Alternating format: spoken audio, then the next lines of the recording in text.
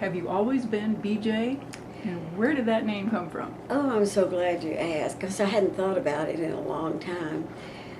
When I was 8 or 9, I went to Girl Scout camp, and the uniform was green and white plissé, which means striped, and the material goes up and then down and up and down. And Daddy was asked to mark all of my clothing. Well, you couldn't put Betty Jane Burke across all those ups and downs, so he came up with B.J. Burke in the places where he could write. And I wore my shirt tail out a lot, which I think was against the rule, but that's what happened. So I had a little sign on my back all the time that said B.J., and that's how I got my nickname. Mom and Dad moved into their house when I was a year old, and the crash happened that fall. That was the 29 crash. Mm-hmm. And Dad's job was salary was cut in half, so Mom went to work with her family's insurance company. It was a small insurance company. And at that particular time, she was able to engage a young woman from Brenham, Texas, to come and live with us and take care of the house and take care of us.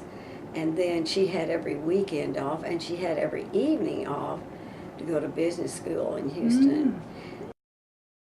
During that time, family was everything.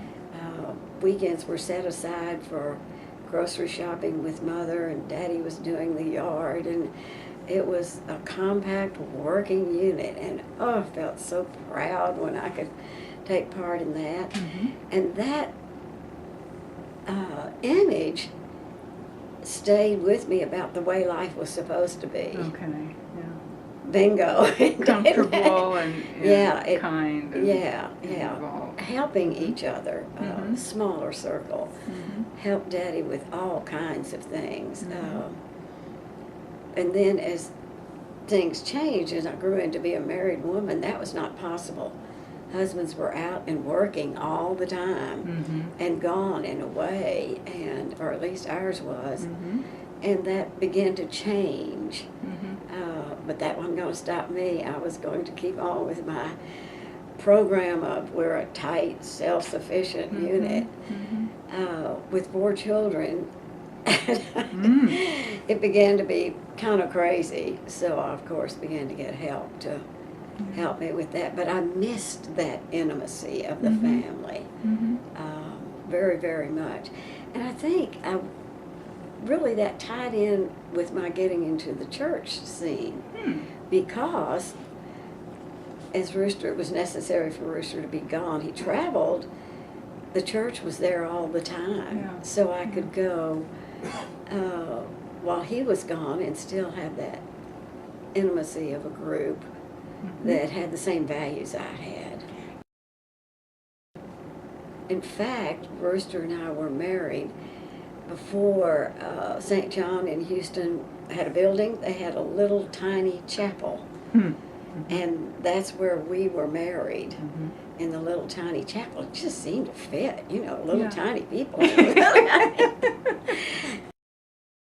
When I first came to the university, I said, I think I'll be a pre-med, and then I think I told you, I went to view wasn't a video, I guess it was something else, a reel-to-reel type thing on a C-section that was in color in a very hot auditorium. And I thought, And interestingly enough, the home economics building was right next door, so I went right over there and signed up to do that. So you used your degree in your home life, right? Exactly. Drove my children crazy. Oh, no. Proper food, proper this. They still laugh and say, she wouldn't even let us have real Coke or real ice cream. It was always Tab and ice milk or something. And I thought, well, you didn't look deprived to me. How did you meet Rooster? Well, it's another interesting story. When I was living in Littlefield, we had upper class advisors, and one of my, which were girls who were juniors and seniors in college. And one of those girls was Eva Jean Finch. And she was dating a boy who lived in the same boarding house where Rooster was. So Eva Jean thought it would be the cutest thing in 18 counties if she got his roommate, Rooster, and me together, which they did. And so we had a blind date. And we went to Dessau Dance Hall, which was way out of town. Now remember, I'm living at Littlefield, and I had to be home by 11 o'clock. And the driver of our car was Bobby Lane, who knew no limits. And because I would be in deep kinds of trouble if I didn't get home on time. They were all seniors, and I was a freshman. But I got home on time. And it was a speeding activity to get you to there? say the least.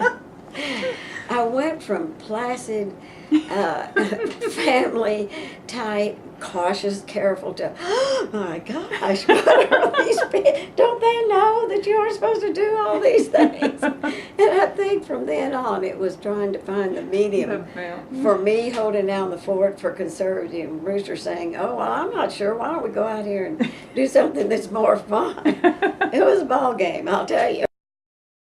After the 15 years, another company came to the owners of CNS, and it was a large sporting goods company, and said, we'd like to buy you.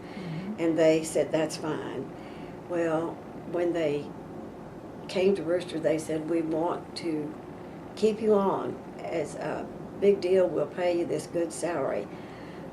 But Rooster had traveled and worked against these people all those years. And so he didn't trust it.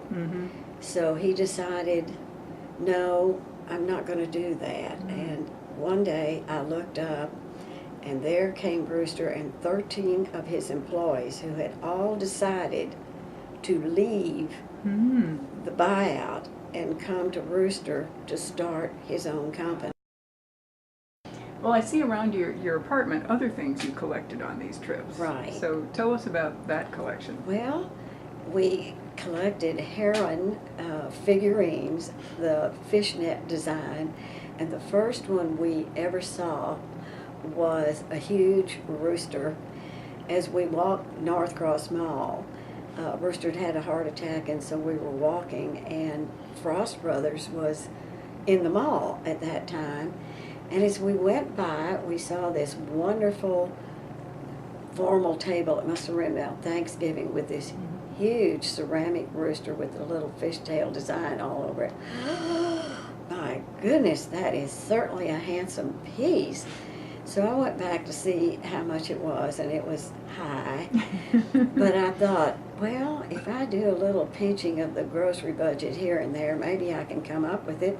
Be a wonderful Christmas present for him, because he's insanely hard to get far.